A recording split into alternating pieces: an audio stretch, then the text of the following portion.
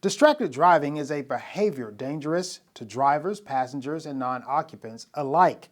According to a report released by the National Highway Traffic Safety Administration in April of this year, 10% of fatal crashes in 2011 were reported as distraction-affected crashes.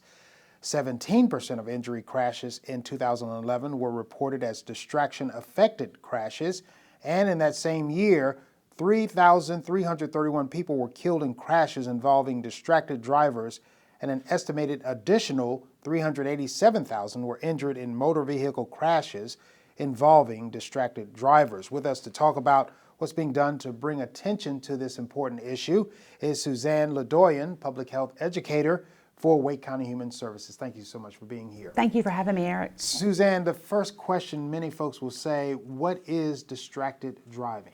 Distracted driving is any behavior or activity that takes your mind off the road, takes your hands off the wheel and your eyes off the road.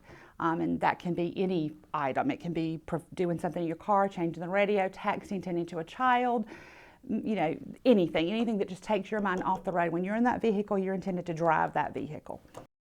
And what are some, other than texting, which is well known, and using your cell phone, what are some other things that drivers do that they don't think puts them in the distracted driver category? You made good points. A lot of people just think that it can't happen to them, that I'm such a good driver, I can handle using my knee to steer and turn around in the back and hand my child a pacifier or a book.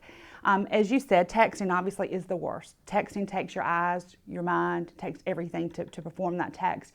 Just anything again that takes your mind off of the road. Studies show that having an intense conversation with someone can preoccupy you enough not to pay attention to what's going on in your environment around you. And we also have to drive defensively.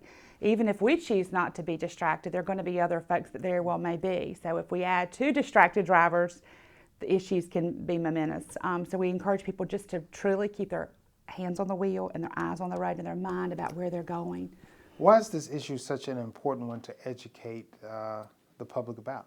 It is, because we're finding the data is just showing alarming numbers of drivers that were in serious and fatal, many times fatal situations that were proven that there was some type of distraction, primarily texting, that was preventing them from performing, driving their car correctly. So we just really, with Wake County, it's very important to us to help keep our citizens safe. We have a child passenger safety program that we've started incorporating this distracted driving message into hopes to kind of grasp that parent's attention.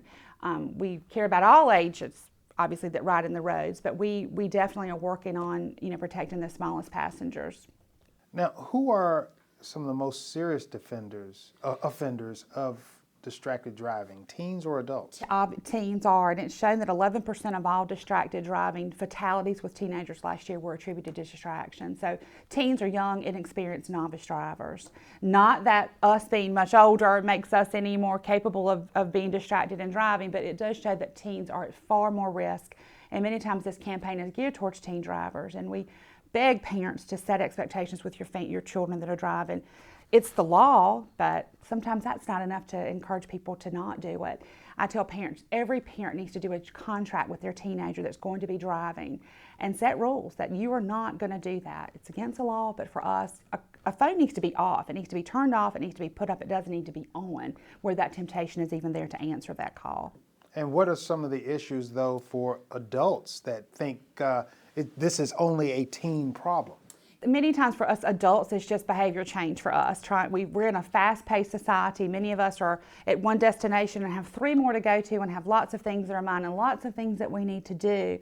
And it's just getting in the mindset that the phone doesn't have to be on when we're in the car. The phone can be off. That's acceptable to do, and we need to get in that habit of doing that.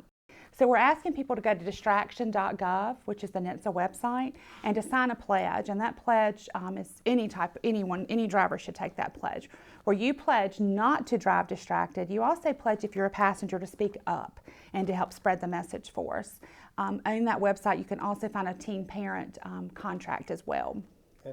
So how can others get more information about the effects of distracted driving and to be a part of any type of program here in Wake County? Right. They can contact me, and I manage our Buckle Up program at Wake County through Human Services, and they can get my information and contact me. They also can join our local Safe Kids Coalition that meets the fourth Thursday of every month at Wake Med at the Andrews Center from 12 to 1 o'clock. And they also can go on to the NHTSA website, go to distraction.gov and check out the information there. But thank you so much for being here. Thank you for having me.